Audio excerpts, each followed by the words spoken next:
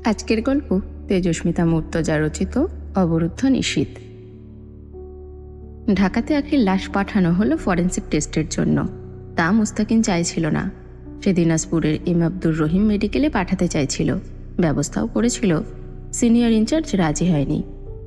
আখির মা মুস্তাকিনের হাত ধরে কান্নাকাটি করেছিলেন। আমার মেয়েটার শরীর ডারে আর কোনো সুয়ারের হাতে দিস না বাপ। আমারে মা মইনা কইরা আমার কথা রাখ। আমার বিচার লাগবো না, আমার আহির দেহ ডারে বাড়ি নিয়ে যাই। এই কথা ফেলার মতো নয়, অথচ উপর মহল হুট করে সিদ্ধান্ত বদলেছে। এসব নতুন নয় এই লাইনে। তবে সে অবধি যেতে হলে তাকে সজাগ হতে হবে। রাত 8টায় ডিআইজি স্যারের সাথে কথা বলে কার্যালয় থেকে বের হলো। টিমের সকলেরই খুব খাটুনি হবে এই মামলায়। এখানে কোথাও না কোথাও ওতপ্রোতভাবে জড়িয়ে আছে রাজনৈতিক বিষয়াদি আর সমাজের উচ্চ পর্যায়ের পদ্ধতিগত বল প্রয়োগ, যার ঘাবলা খুলতে বেশ বেগ পেতে হবে তাদেরকে। রাস্তা পার হবার জন্য দাঁড়ালো। ফোন বাজছে। কোন জিনিসটা নিহাতি বিরক্তিকর, বিশেষ করে যখন রিং হয়। মায়ের কল। এখন পুরো দিনের ফিরিস্তি চাইবে। খাওয়া, গোসল, শরীরের যত্ন, বাড়ি ফেরার তারিখ। কল রিসিভ করলো না। শরীর ক্লান্ত। ফ্ল্যাটে ফিরে গোসল দিয়ে এরপরে নিজে একবার কল করে নেবে। বিকেলে থানায় কাউন্সিলর হুমায়ুন পাটোয়ারি এসেছিলেন। মুস্তাকিন গিয়েছিল সেখানে।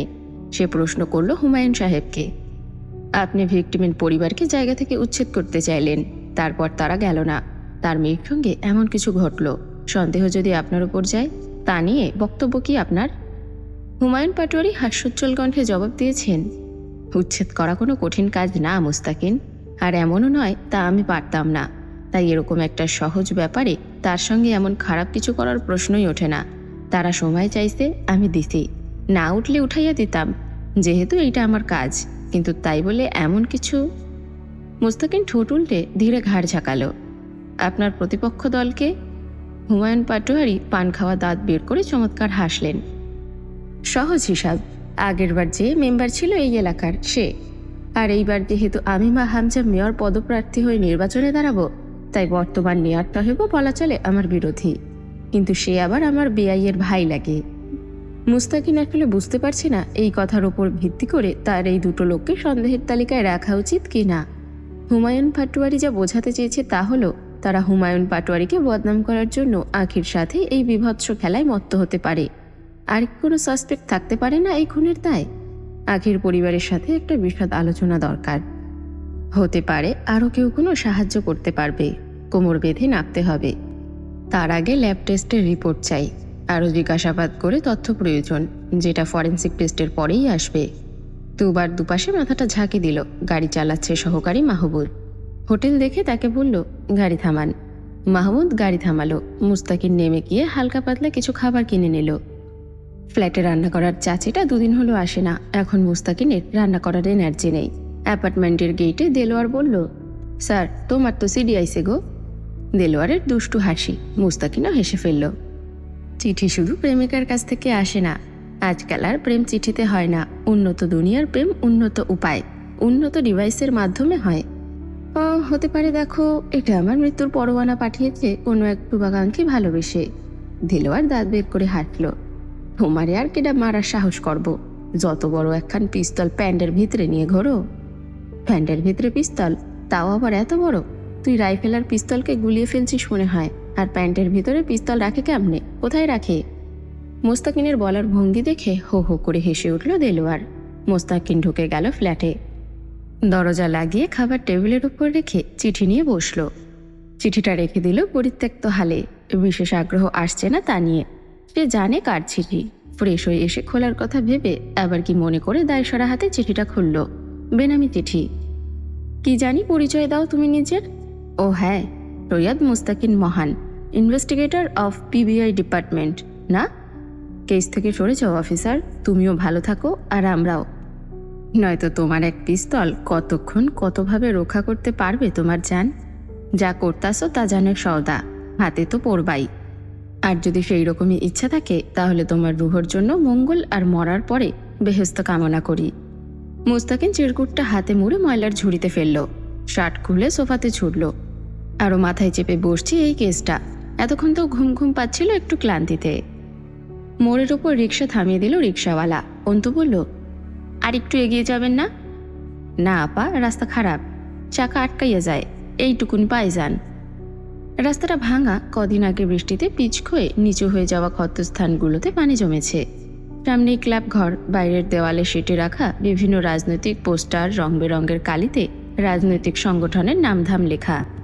সামনে রাস্তার ওপারে চায়ের দোকানপাট, ক্লাব ঘরের সামনে লাল চেয়ার পাতা অনেকগুলো, বাঁশের স্ট্যান্ডের ওপর ক্যারাম বোর্ড রাখা, চেয়ারে দুজন বসে পা দোলাচ্ছে, সিগারেট টানছে, কেউ চায়ের কাপে চুমুক দিচ্ছে। রাস্তার করুণ দশা, কাউন্সিলরের ক্লাব ঘরের সামনের রাস্তার এই হাল। অথচ সেই কাউন্সিলর আগামীতে মেয়র পদের প্রার্থী হয়ে বিভিন্ন সম্মেলনে কত কি করে দেওয়ার অঙ্গীকার দিচ্ছেন জনতাদের। আজকালের মাঝে একটা বিশাল সম্মেলন আছে প্রাইমারি স্কুলের মাঠে।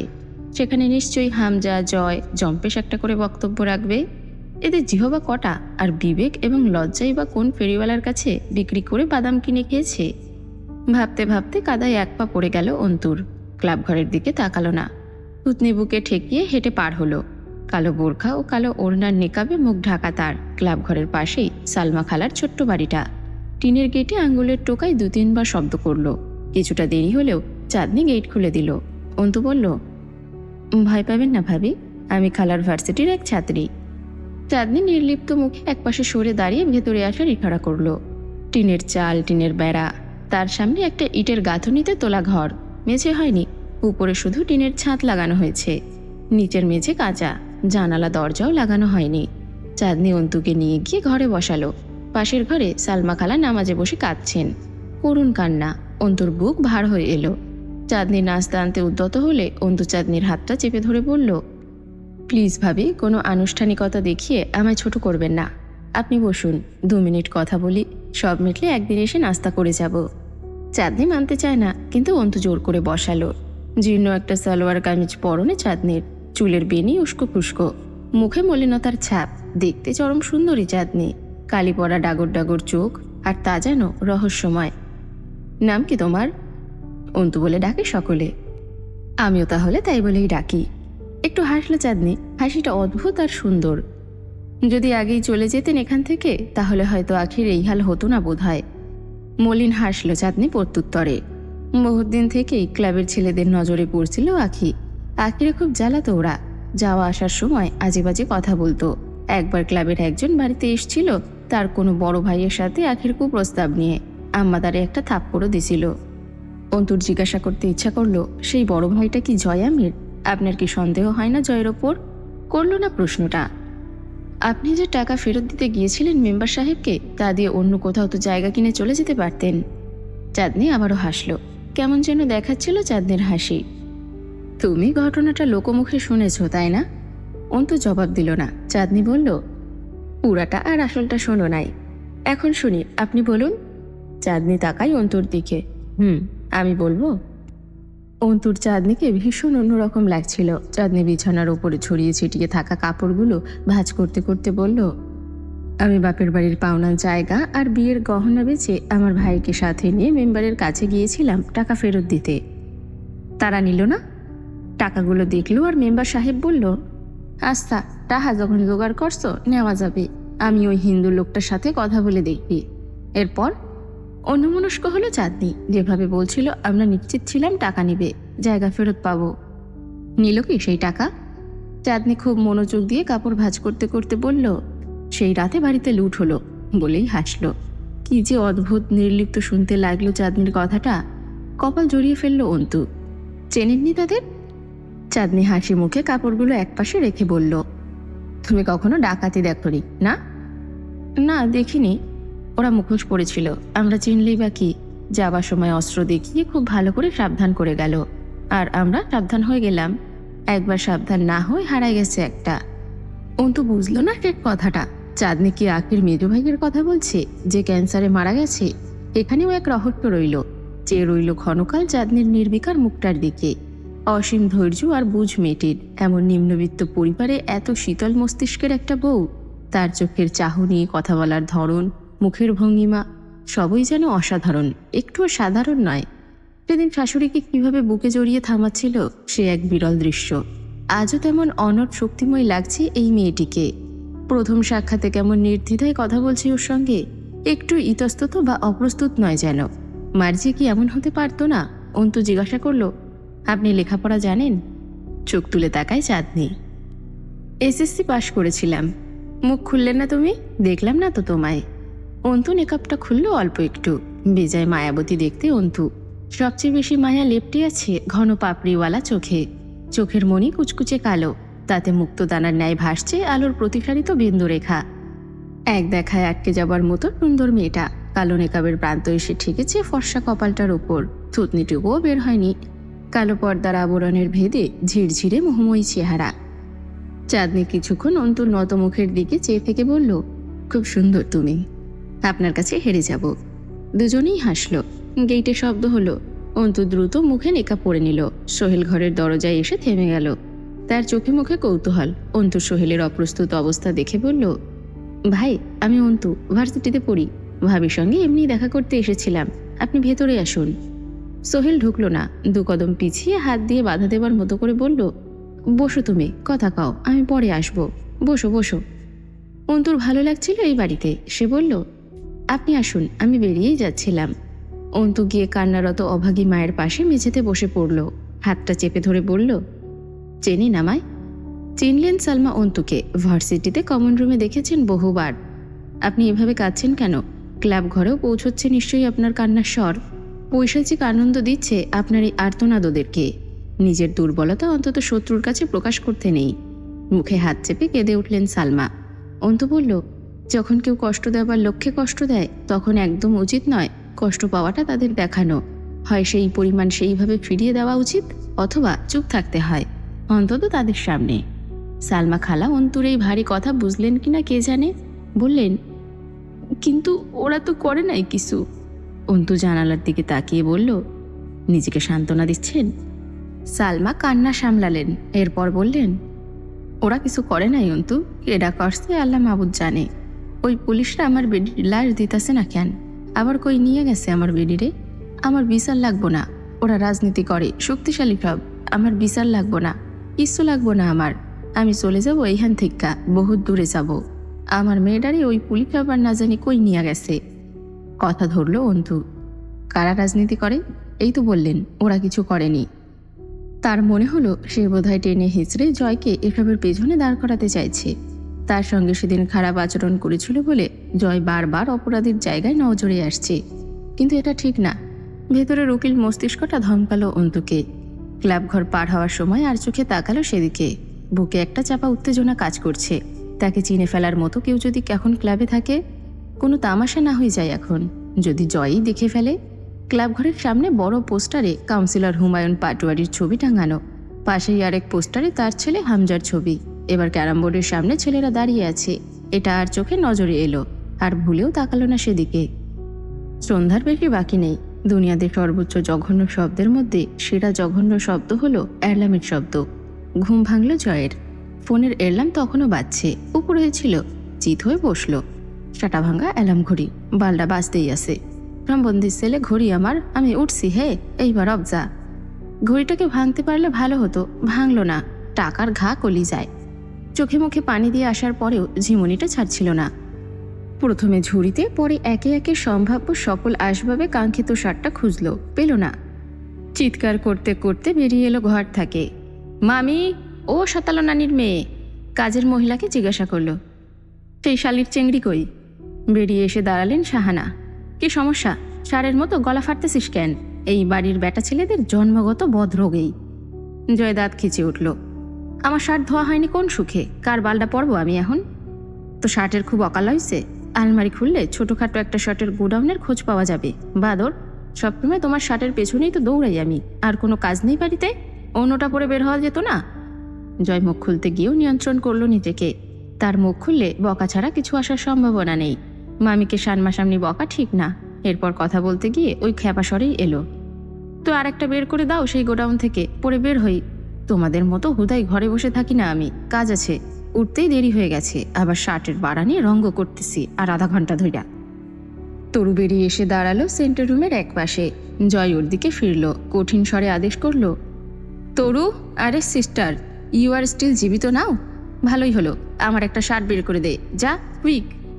জয়ের ঘরে ঢুকলেই পুরুষালী একটা গন্ধ পাওয়া যায়। মাতাল মাতাল লাগে তরুর। ঘরে বাস করা পুরুষটাই যখন সর্বক্ষণ ওর মাতাল হয়ে থাকার কারণ, এই ঘরটাও ওর কাছে বড়ই কাঙ্ক্ষিত। প্রতিদিন জয় উঠে বেরিয়ে যাবার পর সে পুরো ঘরটাকে পারলে নতুন করে উলটপালট করে, আবার শুরু থেকে গোছায়। বেশিক্ষণ এই ঘরে অবস্থান করার লোভে যতক্ষণ এখানে থাকবে বুকের ভেতর কি যে এক শিরশিনারি নেচে বেড়ায়। আলমারিটা খুলে খুঁজে খুঁজে একটা কালো লালচে রঙা শার্ট বের করলো, আবার দ্রুত ঢুকিয়ে হ্যাঙ্গারে বাঁধিয়ে রাখলো।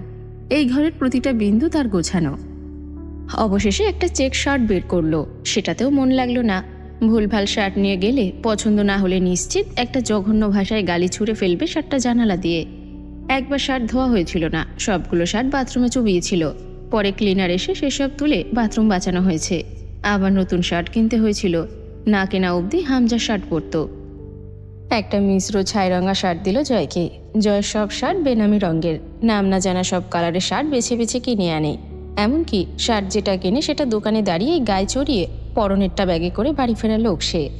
পরের দিন নতুন সেই শার্ট ধুয়ে আয়রন করে আলমারিতে তোলা হয়। এরকম হাজারো পাগলাটে স্বভাব সম্পন্ন বদরাগী পুরুষটিকে কেন যে এত ভালো লাগে মনে মনে তরুর।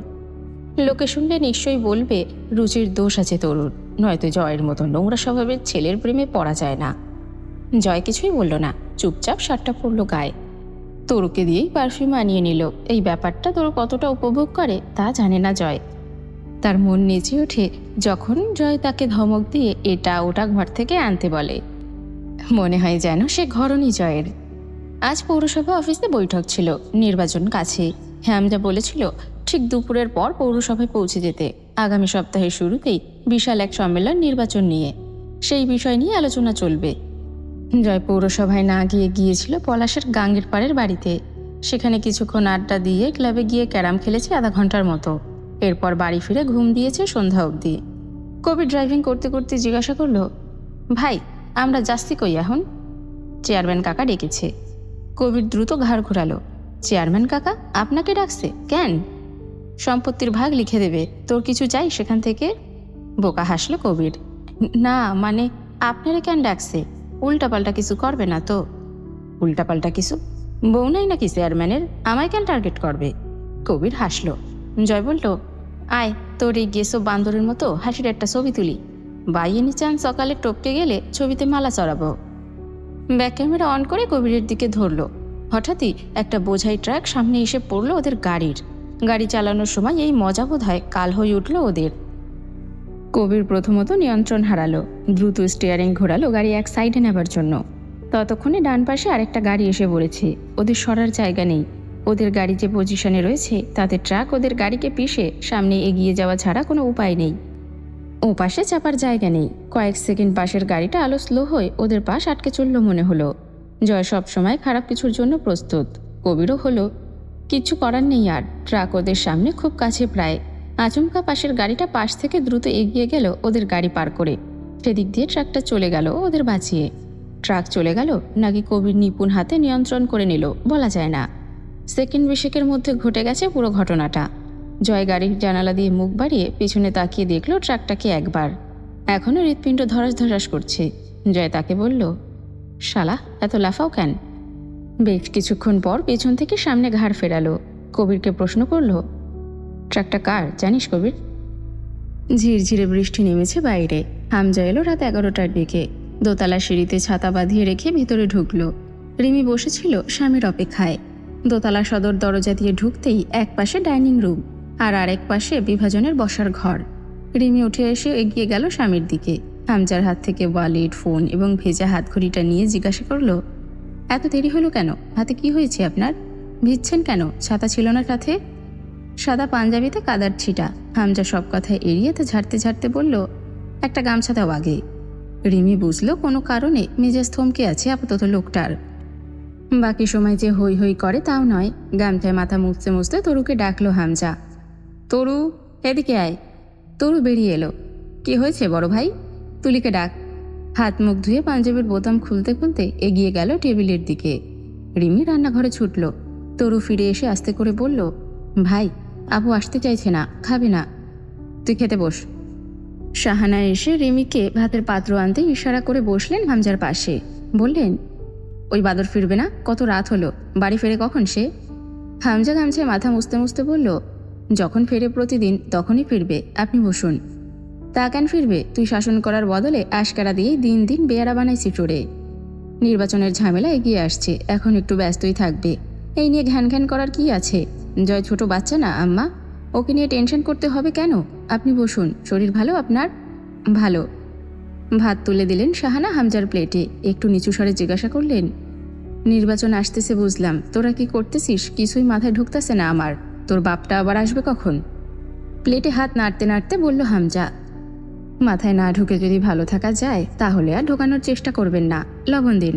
বাবা থানায় গিয়েছে, চলে আসবে। গেছে বুঝলাম, কখন আসবে? আপনাকে খেয়ে নিতে বললাম, ওষুধ খাবেন খেয়ে। হঠাৎ চমকে উঠলেন শাহানা। থানায়? আবার থানায়? মাইয়া মরল তো মরল, আমার বাড়ির মানুষগুলোরে ফ্যাসাদে ফেলায় রেখে গেল। হামজা বিরক্ত হয়ে তাকালো। আহ আম্মা, এই আলাপ কেন? বাবা যদি থানা কাচারি না ঘুরবে তো মেম্বার হয়েছে কেন? জনগণের সমস্যায় এগিয়ে যাওয়া বাবার কাজ, কাজ করছে সে। থানায় গেলেই তো আর গ্রেফতার হয়ে যাবে না। আর গ্রেফতার হবেই বা কেন? এরপর গলা উঁচিয়ে রিমিকে ডাকলো, রিমি। রিমি লেবু কেটে এনে দাঁড়ালো। হামজার প্লেটে দুটো শসা ও লেবুর টুকরো তুলে দিল। হামজার ভেজা চুলে আঁচল নেড়ে চুল মুছে দিল। পাঞ্জাবির কলারটাও ভেজা।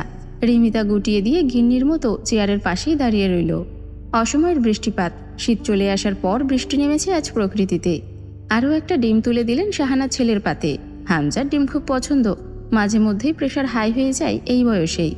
তবু কেন কিছুতেই মান্ডি করতে দেখা যায় না তাকে। হামজা খেতে খেতে রিমিকে বলল, খেয়ে নাও, সবাইকে আলাদা আলাদা করে বলতে হবে। তরু বারবার পানি খাচ্ছিল। হামজা বলল, এত ছটফট করছিস কেন? আরাম করে খা। কোয়েল পাখি কাঁদছে বড় ভাই, তুলি সামলাবে, তুই খা। শাহানা বললেন, রিমি তুমি খাইতে বসো, তুলিকে জয় এসে খাওয়াবে নে। রিমি খেতে বসলো না। এখন খেতে বসলে চলবে না, হামজা গোসল করবে, বিভিন্ন প্রয়োজনে দরকার হবে। বলল, আপনারা খেয়ে নিন, আপনার ওষুধ খেতে হবে। আমি আর তুলি আপু পরে খেয়ে নেব। জয় ভাইয়া আসুক, সকলে একসাথে খাবো। খাওয়া শেষ করে গোসলে ঢুকলো হামজা। রিমি লুঙ্গি নিয়ে দাঁড়িয়েছিল বাথরুমের আধখোলা দরজার বাহিরে। হামজার লুঙ্গি পরে এসে বিছানায় বসলো। চুল থেকে পানি পড়ছে এখনো। প্রতিদিন রাত দুপুরে গোসল করার প্রয়োজনীয়তাটা কি? ঠান্ডা লাগে না নাকি এই লোকের? বোঝে না রিমি। তামাটে গায়ের রং, পুরু চামড়ার হৃষ্টদেহী পুরুষটিকে দেখল চেয়ে ক্ষণকাল রিমি। কোনোদিন ভালোভাবে মাথা মুছে আসে না, পরে রিমির মুছিয়ে দিতে হয়। শুকনো তোয়ালে এনে মাথাটা ভালো করে মুছতে মুছতে বলল রিমি, একটু যত্ন নিলে কি হয় নিজের? এত উদাসীন কেন আপনি? অত যত্ন করার কি আছে? তুমি আসো তো করতে, বিয়ে করাতে একটু ফায়দা হোক। কড়া চোখে তাকালো রিমি। হামজা কপালের ওপর টোকা মারল একটা। রিমি বলল, হাত কেটেছে কি করে? এখনো কিন্তু বলেননি। আবারও বলছি, নিজের খেয়াল রাখবেন। হাতটা টেনে ধরে কোলে বসালো রিমিকে হামজা। শাড়িতে লুটিয়ে পড়ে থাকা আঁচল কাঁধে তুলে দিয়ে পেট সহ কোমর জড়িয়ে ধরল। কপট চিবিয়ে বলল, আমি যদি আমার যত্ন নেব তাহলে তোমাকে তুলে এনেছি কেন? রিমি মাথাটা নুইয়ে নিল। গম্ভীর হলো হামজার মুখ। এক হাত রিমির কোমর থেকে সরিয়ে ফোন তুলে কাউকে কল করলো। রিমি উঠে দাঁড়ালো হামজার হাত ছাড়িয়ে। ভেজা মাথায় আরও দুই একবার হাত বুলিয়ে স্যাভলনার তুলো এনে বসলো হামজার পাশে। হামজা ফোনটা বিছানায় ছুড়ে দিল বিরক্ত হয়ে। রিমি তার হাতের ক্ষতটা পরিষ্কার করতে করতে বলল, দেবর মাসেই কল ধরছে না তাই তো? আশাই বা রাখেন কেন? তার ফোন এখন কোথায় পড়ে আছে? সে হয়তো ফোন থেকে দূরে কোনো বিছানায় পড়ে আছে কারোর সাথে। হামজা ভ্রুকুচকে তাকালো। পুচকে মানুষ, খুব বুঝতে শিখেছ এবাড়ির ছেলেকে। এবাড়ি ওবাড়ি কি? ছোট থেকে এসব দেখে বড় হয়েছি, না বুঝলেও বুঝতে হয়েছে কে কি করছে, কখন কার কি স্বভাব। বিশেষ করে রাজনীতিবিদ আর নেতাদের চরিত্র ভালো হতে নেই বলেই জানি। তাই নাকি? তো আমার ব্যাপারে কি খেয়াল তোমার? আমি কেমন তুমি ছাড়াও? হামজার হাতের ক্ষততে খামচে ধরল রিমি। জনে মেরে ফেলবো একদম। চেনেন তো আমার বাপ ভাইদের? কেটে ছিঁড়ে খাওয়াবো তাদের দিয়ে। হামজা হেসে ফেলল, হাতের দিকে তাকালো। যেই ক্ষততে মলম লাগাচ্ছিল এতক্ষণ সযত্নে, সেখানে খামচে ধরে আছে, রক্ত বের হচ্ছে নখের আঁচড়ে। হামজা কিছু বলল না, তার চোখে দুষ্টু হাসি খেলা করছে। তা খেয়াল করে দাঁত খিচে জিদের সাথে বলে উঠল রিমি, আর জয় ভাইয়ার ব্যাপারে খুব ভালোই জানি। রিমি জানে হামজা জয়ের ব্যাপারে খারাপ কথা সহ্য করতে পারে না। কাজ হলো ওর কথায়। হামজার মুখের হাসি মিলিয়ে গেল। অন্য কোথাও তো থাকতে পারে, কোনো বিপদও হতে পারে। তার আর কি বিপদ হবে? সে নিজেই আস্ত একটা বিপদ মানুষের জন্য, বিশেষ করে মেয়ে মানুষের জন্য। জয়ের ব্যাপারে রিমির এসব তেসরা উক্তি শুনতে ভালো লাগছিল না হামজার। গম্ভীর হলো, তোমার ওপর কোনোদিন খারাপ নজর দিয়েছে? না, তা দেয়নি। তাহলে? রিমি তাকালো হামজার কঠিন হয়ে আসা মুখটার দিকে। হাতে অ্যান্টিসেপটিক লাগানো শেষ করে উঠে দাঁড়ালো। হামজা বলল, জয় দুষ্টু, বেপরোয়া, অসভ্য, সেসব সত্যি, কিন্তু মিথ্যেবেদী বা বিশ্বাসঘাতক নয়, জানো তো। রিমি কথা বলল না। হামজা হাত ধরে টেনে এনে পাশে বসালো ওকে। এরপর চট করে পা টান করে শুয়ে পড়ল রিমির কোলে মাথা রেখে। চোখ বুজে বলল, কথা বলছো না কেন? আমার চেয়ে জয় ভাইয়া বেশি ইম্পর্টেন্ট আপনার কাছে, তা জানি, কিন্তু কেন? হামজা চুপচাপ শুয়ে রয় চোখ বুঝে। জবাব না পেয়ে রিমি জিজ্ঞাসা করল, হাত কেটেছে কিভাবে? দেওয়ালে ঠেস লেগেছিল। দেওয়ালে ঠেস লাগলে এভাবে হাত কাটে না। ভ্রু উঁচিয়ে তাকালো হামজা। হুঁশিয়ারি করছো আমার সঙ্গে? ইন্টারেস্টিং তো, বলো দেওয়ালে ঠেস লাগলে কিভাবে কাটে হাত? তা জানি না, তবে মানুষ অথবা লোহা পেটাতে গিয়ে এভাবে হাত কাটে সেটা জানি। কি পিটিয়ে এলেন? আমার পেশা দুটোই। পেটানো? হা, নতুন কি? আমি তো ভদ্রলোক নই রিমি।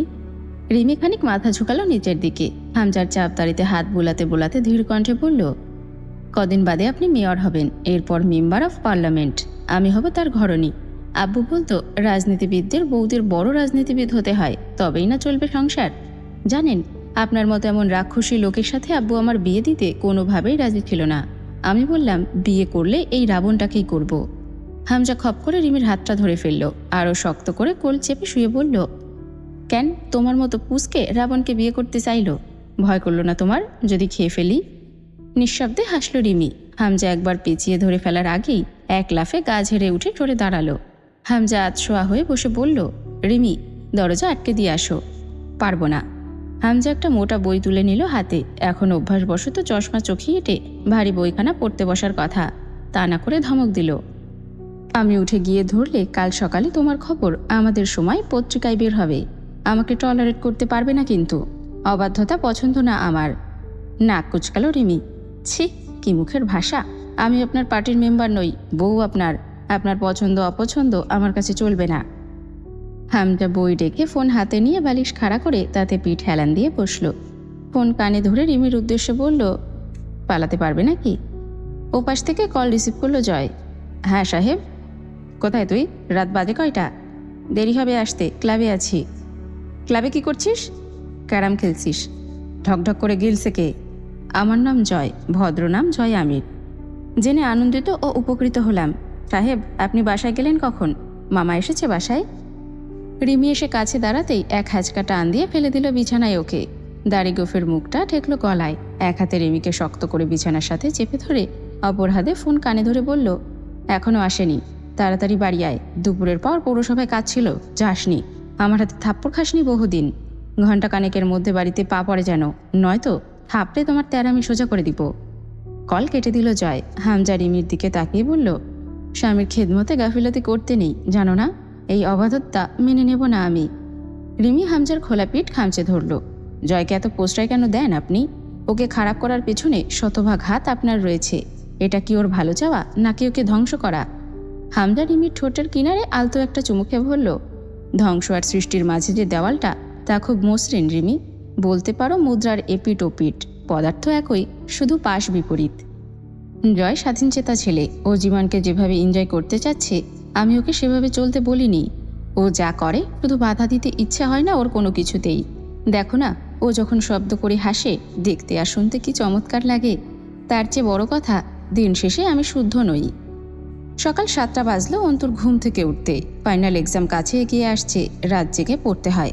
মাঝে মধ্যেই অন্তর ইচ্ছে করে এক রাতে যদি অনার্সের এই 4 বছর শেষ হয়ে যেত, আর সে আইন বিভাগে ভর্তি হয়ে যেত স্নাতক করতে, তার কিছুদিন পর উকিলের ওই সাদা কালো পোশাকটা গায়ে চড়াতে পারত। দ্রুত অজু করে এসে ফজরের নামাজে বসলো। আম্মা উঠেছে। রান্নাঘর থেকে টুকটাক আওয়াজ আসছে। বারান্দায় গিয়ে দাঁড়ালো। বড় বড় কচুরিপানা জন্মেছে পুকুরে। আজ আর ডাহুক পাখির দেখা পেল না। গ্রিল ধরে দাঁড়ালো। মাথায় সারাটা প্যাচ কাটে আজকাল। সকাল থেকে শুরু হয়, গভীর রাতেও শেষ হবার নাম নেয় না। আব্বুর কাছে গত রাতে জিজ্ঞাসা করেছিল অন্তু হামজা পাটোয়ারির ব্যাপারে। হামজা ভার্সিটির ছাত্রলীগ সংগঠনের নেতাকর্মী। তার অনেক উন্নয়নমূলক কাজের নজির আছে জেলায়। বাপের কাউন্সিলর হওয়ার পেছনে তার বিশেষত্ব রয়েছে। তার বাপকে কেউ ভোট দিত না কোনো কালেই। তার বদৌলতে ভোট পেয়ে কাউন্সিলর হয়েছেন হুমায়ুন পাটোয়ারি। হামজা চতুর এবং বাহ্যিক নিখুঁত চলনের এক তরুণ রাজনীতিবিদ। সমাজের নিম্ন শ্রেণীর মানুষদের কাছে তার নাম ভগবানের মতোই। তারা জপে বেলায় বেলায়, আবার তরুণদের কাছেও বেশ সমাদৃত। তবুও কোথাও যেন ঘাপলা রয়ে গেছে তার মাঝে। ক্ষমতার নেশার পেছনে খুব ক্ষিপ্র গতিতে ছুটছে হামজা। এবার বাবাকে কাউন্সিলর পদ থেকে সরিয়েছে। চাইলে হুমায়ুন পাটোয়ারি আবারও কাউন্সিলর এবং নিজে মেয়র হতে পারত। জেলার 2 সমাজসেবক নেতাকর্মী পাটোয়ারি পরিবারেই থাকত। তা করেনি হামজা। এখানেই হামজাকে চতুর এবং ক্ষুরধার এক রাজনীতিবিদ বলার সুযোগটা আসে। ফ্রেজা নাম কামিয়েছে জনসাধারণের কাছে, তা থেকে অনায়াসে বাপ ছেলে পদপ্রার্থী হলে জিতে যেত দুজনেই। কিন্তু সে এখানে মানুষের কাছে একটা কৃতজ্ঞতাবোধের জায়গা রেখেছে। হামজা সুযোগ এবং ক্ষমতা থাকতেও তা কাজে লাগিয়ে পদ নেয়নি, বরং সে শুধুই সমাজসেবকের ভূমিকায় অধিষ্ঠিত হতে চায়। কথাগুলো শুনে অন্তুর মনে হলো, নিঃসন্দেহে হামজা রাজনীতিবিদ হিসেবে চরম ধূর্ত চালচলন সম্পন্ন। তাহলে মানুষ হিসেবে কেমন, এটাও নিশ্চিত প্রায়। হামজা জিতে যাবে এবার। অন্তু আব্বুকে জিজ্ঞাসা করল, এরপর সরাসরি সংসদ নির্বাচন করবে তাই তো? হামজাদ সাহেব হাসলেন, তাই তো করার কথা। মশারি টাঙিয়ে দিয়ে আয় তো আমার ঘরে, প্রেশারের ওষুধ খেয়েছি, ঘুম আসছে। সে এতদিন যে দৃষ্টিকোণ থেকে দেখেছে সেখানে মনে হয়েছিল ওই পরিবারকে তার মতোই সবাই ঘৃণা করে। এখন মনে হচ্ছে শুধুমাত্র ভুক্তভোগী ছাড়া কেউ ওই পরিবারকে দোষারোপ অবধি করবে না। অর্থাৎ আখির পরিবার দ্বিধায় রয়েছে, সাথে সেও। সে ঝুলে আছে জয়ের পক্ষ থেকে আসা সম্ভাব্য অ্যাকশনের জন্য। আবার মনে হচ্ছে জয় কিছুই করবে না, করলে তো করতই। হামজা বিয়ে করলো মেয়র সাহেবের ছোট ভাইয়ের মেয়ে রিমি আহসানকে। মেয়রের ভাই ফারুক আহসানের সঙ্গে কিসের এক আলোচনা বৈঠকে গিয়ে প্রথম দেখেই রিমিকে পছন্দ হয়েছিল। তরুণ নেতাকর্মী হিসেবে ভালো নাম এবং প্রতিপত্তি তো কামিয়েছে হামজা এই বয়সেই। তার নাম খারাপ করার জন্য আছে একজন, যাকে সে খুব যত্নে পালছে, জয় আমির, হামজার ফুফাতো ভাই। জয়ের বেপরোয়া কাজকর্ম সকলেরই কম বেশি জানা, তবুও সে ভার্সিটির ছাত্রদলের লিডার। কেন, কিভাবে, এটাও ভাবার বিষয়। তা যদি ছাত্রদের কাছে জিজ্ঞাসা করা যায়, তারা সমস্যারে স্বীকার করবে তাদের নেতাকর্মীকে খুব পছন্দ তাদের। জয় ভালো লিডার তাদের। তার চঞ্চলতা এবং দুষ্টুমি ছাড়া আর কিছু একটা অবর্ণনীয় রয়েছে, যেটা আকর্ষণীয়। দায়িত্বজ্ঞানহীন বলা যায় না, তবে রাজনৈতিক কাজকর্মে যেমন 16 আনা, দুষ্টু কাজেও সে ব্যাপক পারদর্শী। সামনেই পৌরসভা নির্বাচন আসছে, বাপের বদলে হামজা নির্বাচনে অংশ নেবে, এই রব মুখে মুখে উঠে গিয়েছে। সরাসরি ছাত্রনেতা থেকে সংসদ নির্বাচনের বিষয় বিভিন্ন জনরব ছড়িয়েছিল তার নামে। চতুর হামজা এত তাড়াতাড়ি এত দূর উড়ার মতো বোকামি করবে না। সংসদ নির্বাচনকে হাতে রেখে আপাতত সে এবার মেয়র পদপ্রার্থী। অন্তুর রাজনৈতিক বিষয়াদি আগ্রহ ও বিদ্বেষ দুটোই সমান, সাথে রয়েছে সমাজ নিয়ে ভাবনা চিন্তা। নিজের নামের সামনে যে কোনো মূল্যে অ্যাডভোকেট যুক্ত করার প্রয়াসে দৌড়ে চলেছে সে। তার জন্য তার সমাজ, রাষ্ট্র, অপরাধ, কূটনীতি, রাজনীতি, সুনীতি, দুর্নীতি সব জানা চাই, সব। কাউন্সিলর সাহেব চাঁদনিকে বলেছিলেন টাকা নেবেন। সেদিন রাতেই সেই টাকা কেউ বা কারা এসে লুট করে গেল। এর মধ্যে কাউন্সিলর এবং তার ছেলে হামজার হাত থাকাটা অসম্ভব নয়। তবে কেউ যদি নিজের আবাস ছেড়ে উঠতে না চায়, টাকা দিয়ে বিকৃত বাসভূমি ফেরত নিতে চায়, তাহলে তার বিনিময়ে এত জঘন্য প্রতিদান কোনো সুস্থ মানুষ দেবে না। হুমকি দিতে পারত, তুলে নিয়ে গিয়ে আটকে রেখে শর্ত দিতে পারত। অথচ অমানসিক বর্বরতা একটা মেয়ের সাথে। আসলে ঘটনা কি? গেট দিয়ে সরাসরি ঢুকে সমাজবিজ্ঞান বিভাগটা পরেই একপাশে একটু ভেতরে গাছপালায় চেয়ে আছে বিল্ডিংয়ের আশেপাশের চত্বরটা। কেউ একজন পেছনে এসে খুব কাছে দাঁড়িয়ে তার নাম ধরে এমনভাবে ডাকলো যেন বহুদূর থেকে গলা উঁচিয়ে ডাকছে। ম্যান পারফিউমের কড়া গন্ধটা চমকে উঠে ছিটকে দূরে সরে দাঁড়ালো অন্তু। আরমিন, ডাকটা শুনতে এমন লাগছে যেন বহুকালের পরিচিত এবং ডেকে অভ্যস্ত জয়। অন্তু নির্বাক চোখে চেয়ে দেখল, খুব কাছে এসে দাঁড়ালো জয়। কুত্তা দেখে ভয় পাও দেখছি সিস্টার। ছ্যা, আমি কাহিনী ঠিক বুঝলাম না। একদিন কুকুরকে সিনিয়রের সংজ্ঞা শেখাও, আর একদিন ভয় কুকড়ে যাও, ব্যাপার কি? অন্তু জবাব দিল না। জয় ঘাড় বাঁকা করে দেখল অন্তুকে, যেন ওর মুখে খুব মনোযোগ দিয়ে কিছু খুঁজছে। জবাব দিচ্ছ না কেন? ইচ্ছে করছে না। জয় বুকের ডান পাশে হাত চাপল। ঠুকসো ডিয়ার, উফ পেইন। কবির কানে কানে বলল, ভাই হৃৎপিণ্ড বামে থাকে। আমারটা বিশাল বড় হয় শালা, ডানে বামে সরাইয়া সিটাইয়া একাকার, চুপ থাক। কবির কপাল ঠুকল। অন্তুর মুখের ওপর নজর আটকে হেসে ফেলল চট করে জয়। জানো, আমি সিংহ বা বাঘ নই, খপ করে থাবা দিয়ে শিকার ধরি না, কারণ আমি বাহাদুর না। তোমার ভাট্যমতে কুকুর আমি। কুকুরের অনেকগুলো স্পেসিফিক স্বভাব থাকে, তার মধ্যে একটা হলো ছ্যাঁচড়ামি।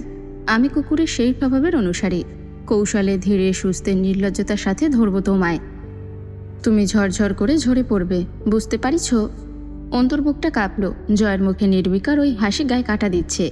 প্রান্ত স্বাভাবিক স্বরে বলছে কথাগুলো। লোকে জয়কে পাশ কাটাচ্ছে, সালাম ঠুকছে, কেউ হাত মেলাচ্ছে। আমার এলাকায় গেছিলে কেন সেদিন? যেখানে বাঘের ভয় সেখানেই সন্ধ্যা হয়। এবারও জবাব দিল না অন্তু। জয় অন্তুর দিকে ফিরল। কেন গেছিলে? অন্তু কথা বলল না। সুন্দর দৃষ্টি মেলে তাকালো জয়। সুন্দর করে বলল, ইচ্ছে করছে এক টানে তোর নেকআপটা খুলে ছিঁড়ে ফেলি। শালি, ধৈর্যের পরীক্ষা দিতে আমি খুব কাঁচা। কেন গেছিলি ওইদিকে? ধৈর্যতে মানল না জয়ের কথাটা। এত আত্মমর্যাদাহীন হওয়ার সাহস নেই অন্তুর। নিজের ধিক্কারে মরে যাবে সে। গেছিলাম, কি করবেন? ফাঁসি দেবেন অথবা রেজিস্ট্রেশন দেবেন? আমি কি কি করতে পারবো না পারবো? কেমন করে যেন হেসে ফেলল জয়। ছি, তা দেবো কেন? জিজ্ঞেস করছি কেন গিয়েছিলে? রেগে যাচ্ছ কেন? জয়ের হাসিতে গা শিউরে উঠল অন্তুর। ক্যাম্পাস ভর্তি লোক, বেইজ্জতমূলক কিছু না ঘটুক তা সামলাতেই এতক্ষণ চুপ ছিল। এবার আর তা হলো না। অন্তু বলল, ঘুরে দেখতে গেছিলাম। ভিকটিমের বাড়ি? অন্তু হাসল। এবার সন্দেহ গাঢ় হচ্ছে আপনাদের ওপর। হতাশাজনক শ্বাস ফেলল জয়। হাহ, ইনভেস্টিগেশনে নেমেছো তাহলে? তাতে তোমার প্রফিট কি? আর আমাকেই বা দোষী করতে চাইছো কোন সুখে? আচ্ছা, বাদ দাও সেসব। বলো, সন্দেহ সত্য হলে কি করবে? কিছুই করার নেই? নিশ্চয়ই আছে, কিন্তু কি করার আছে? অন্তু দৃঢ় চোখে চেয়ে বলল, সৃষ্টিকর্তাকে ভয় করুন, তিনি ছেড়ে দেন না। জয় মাথার উপরে হাত তুলে আলস্য ভঙ্গিতে বলল, ধরেও তো না, আছে তো সৃষ্টিকর্তা নাকি? অন্তুর মুখটা কুঁচকে এলো ঘৃণায়। তিনি ধরলে আর পালানোর পথ পাবেন না। জয় হাসল।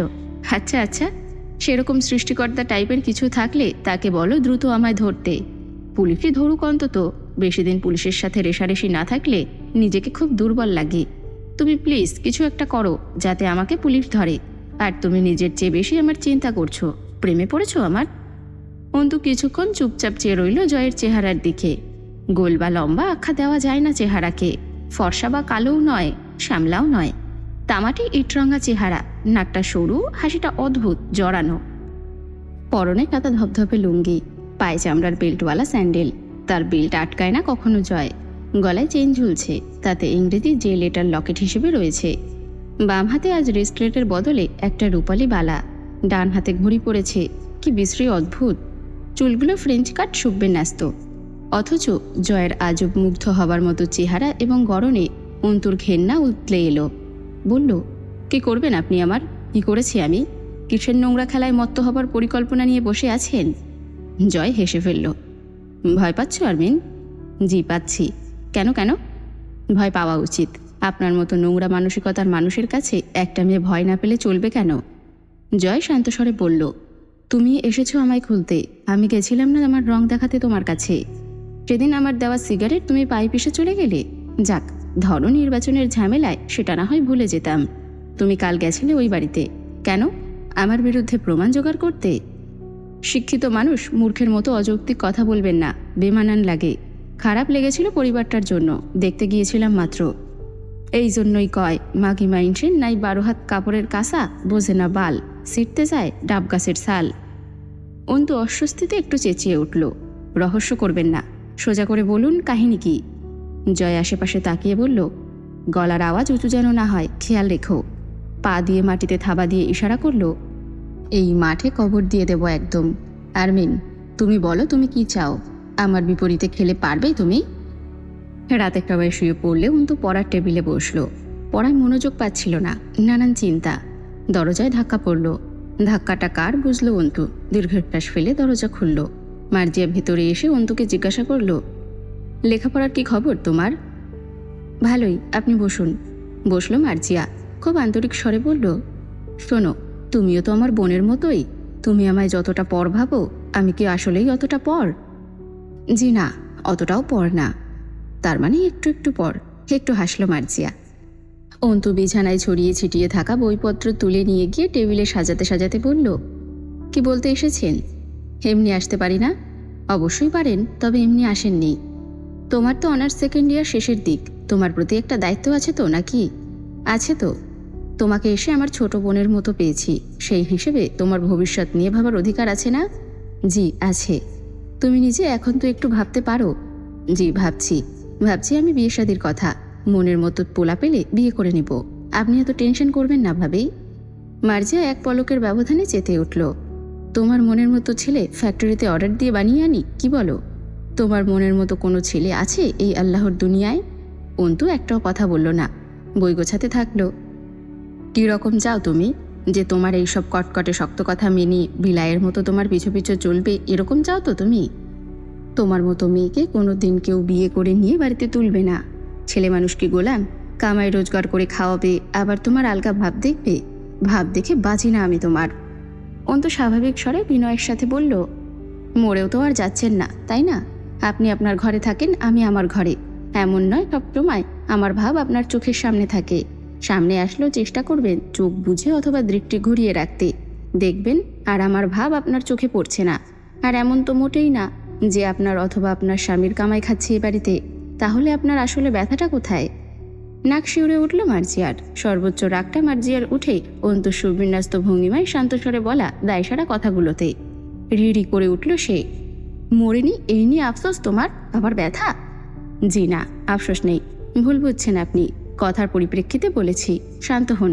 অনেক রাত, চেঁচালে লোকে খারাপ বলবে। এই ব্যথা কি? হ্যাঁ, তোমার মুখে জুতো মারা উচিত। আজ কয়দিন আমার শরীরটাও ভালো যাচ্ছে না, আবার কিছু করে আসছো কবিরাজের কাছে আমার জন্য নিশ্চয়ই, যাতে তাড়াতাড়ি মরি। এইটাই তো বুঝাইলা তোমার কথার মাধ্যমে। আপনার আমাকে নিয়ে সমস্যাটা কি? দাঁত খিচিয়ে উঠল মার্জিয়া। তোমাকে নিয়ে সমস্যা যে কোথায় সেটা তো আমি নিজেও বুঝি না। আসলে তোমার ভাব আমার সহ্য হয় না অন্তু, ওইটাই আমার সমস্যা। তোমার কথাবার্তা সহ্য হয় না আমার। বাড়ির যে অবস্থা আর ভেতরে জান দিয়ে লেখাপড়া করা, একটাও সহ্য হয় না। অন্তু ঘাড় নাড়ল, সে বুঝেছে। শোনো, কাল আমার চাচাতো ভাইয়ের বাড়ির লোক আসতেছে তোমায় দেখতে। যদি কোনো উল্টাপাল্টা করো আর আমি বাপের বাড়ি চলে যাই, তোমার ভাই যে তোমাদের শান্তিতে রাখবে না তা জেনে রেখো। ভাই আমাদের কিছু বলবে না ভাবি, আপনাকে গিয়ে নিয়ে আসবে ও বাড়ি থেকে। দিনকাল ক্রমাগত খারাপের দিকে চলেছে, চারিদিক সংকটময়, সংকীর্ণ হয়ে উঠছে। ভাবির আচরণ দিন দিন রহস্যময়, আরও উগ্র হয়ে উঠছে। আমজাদ সাহেব খুব গম্ভীর আর শীতল মানুষ। শিক্ষিত মানুষটার ব্যক্তিত্ব প্রখর, তাতে দাগ না লাগাতে তিনি সব করবেন। অন্তু কথা বলে, অথচ আমজাদ সাহেবের নীরবতার মাঝেই যেন যত তেজ নিহত। কাল আব্বুর কাছে একজন পাওনাদার এসে বসে থেকে গেছে ঘণ্টাখানেক। আব্বু লোকটাকে বেশ তোষামত করছিল, যেটা আব্বুর আত্মমর্যাদার খেলাপি অনেকটা। লোকটার মুখে সন্তুষ্টি নেই, অথচ আব্বু ক্রমাগত চেষ্টা করছিল লোকটাকে একটু খুশি করার। 2 দিন সময় চেয়ে নেবার। ভালো লাগেনি অন্তুর। আখির কথা মাথায় এলো আবারও। এভাবে সময় চেয়েছিল নিশ্চয়ই আখির পরিবার। আচ্ছা, আখির এই বিভৎস অবস্থার পেছনে এছাড়াও কি আরও অনেক কিছু আছে? ঘর থেকে বেরিয়ে এলো। তার পাগল পাগল লাগে আজকাল। না, এভাবে এইটুকুতে হয়রান হলে তার নামের পাশে অ্যাডভোকেট উপাধি মানাবে না আগামীকালে। তাকে সবকিছুতে স্বাভাবিক থাকার ক্ষমতা অর্জন করতে হবে। সে চেষ্টা করছে তাই। আখির ডেড বডির কথায় মাথায় আসলেই ভেতরে ভেঙে চড়ে আসে। মাথায় ভয়াবহ চাপ পড়ে, প্যানিক এসে জড়ো হয়, আতঙ্কগ্রস্ত হয়ে পড়ে ভেতরের নারী সত্তাটা।